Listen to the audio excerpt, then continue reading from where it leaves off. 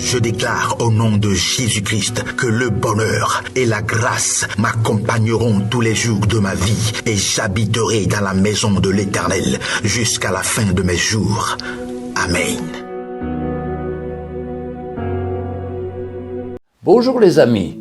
Aujourd'hui, je voudrais vous parler de 11 critères pour vous assurer que vous êtes dans une bonne église. Ce n'est pas l'appellation qui fait l'église. Une bonne église est une église qui vit la réalité de l'évangile tous les jours, en commençant par son berger. Voici quelques bases. L'église doit être établie premièrement sur le fondement qui est la révélation de la mort et de la résurrection du Seigneur Jésus, qui est le Seigneur et le Sauveur de chacun de ses membres. Deuxièmement, la vie du pasteur doit être un exemple de foi et de détermination à toujours placer le Seigneur en premier dans sa vie. Dès que vous voyez le pasteur se mettre en avant, car vous servez un homme et non le Seigneur. Troisièmement, l'Église du Seigneur doit être conduite par l'Esprit de Dieu sur un chemin étroit où le pasteur donne sa vie pour ses brebis et n'a de cesse de vouloir ressembler à son maître, Jésus-Christ. Quatrième point, les responsables et les membres de l'Église doivent manifester naturellement le fruit de l'Esprit, expliqué dans Galates 5, verset 22. Cinquièmement, les finances doivent être gérées d'une manière transparente et sérieuse. Le pasteur ne doit pas servir le Seigneur pour un gain sordide. Chaque membre devrait regarder la comptabilité de l'Église après chaque assemblée générale annuelle et poser toutes ces questions afin que cet aspect de la vie de l'Église soit irréprochable devant Dieu et devant les hommes.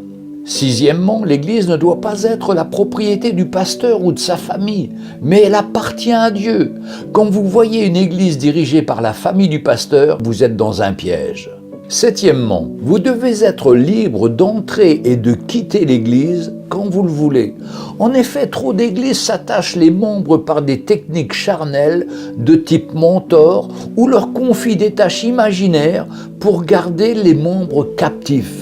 Car à ce moment précis, vous verrez les réactions charnelles dans toute leur horreur.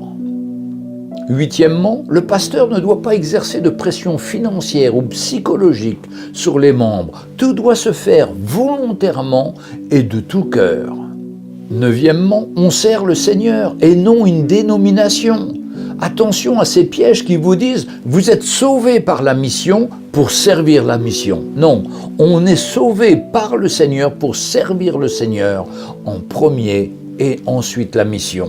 Dixième point, attention à ces pasteurs hyper diplômés, hommes d'affaires qui par ruse ou par leur sagesse humaine séduisent les gens par un langage élaboré pour leur faire miroiter l'épanouissement spirituel, le bien-être permanent, la réussite sociale et financière. Ce sont des loups ravisseurs.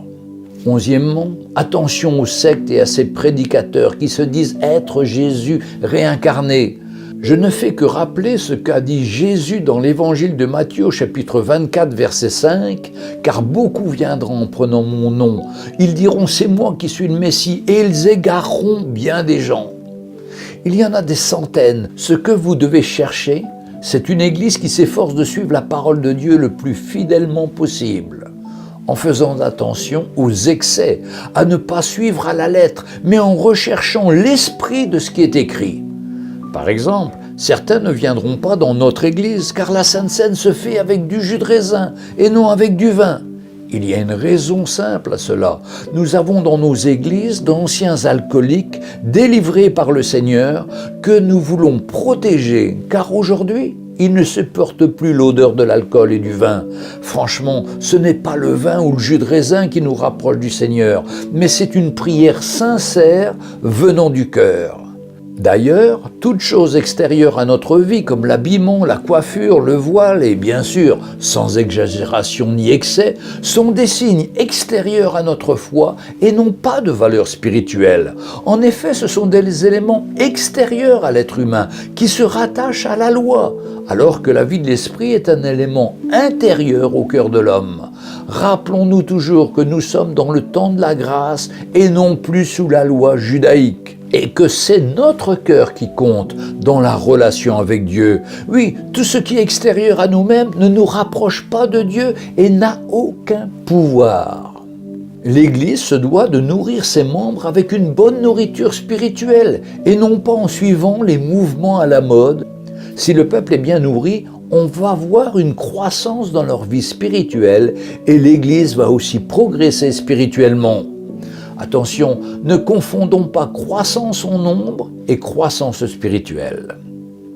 Encore un autre avertissement, attention au one-man show. La parole de Dieu dans l'épître de Paul aux Éphésiens, au chapitre 4, versets 11 à 16, nous parle de différents ministères qui doivent venir dans l'Église et de la complémentarité de ces ministères.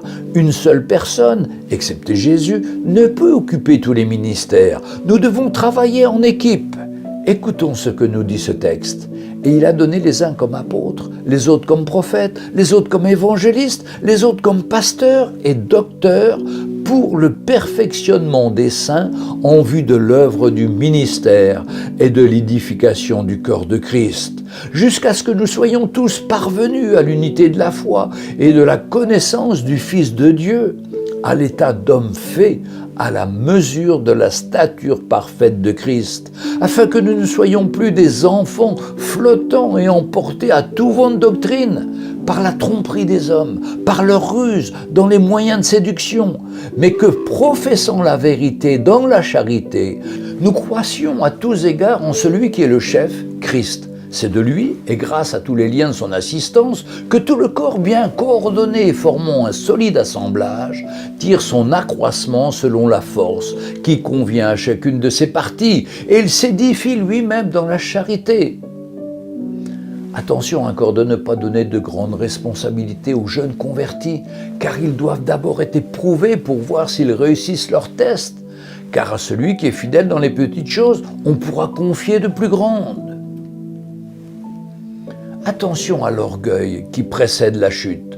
Trop de prédicateurs parlent de manière orgueilleuse et prétentieuse.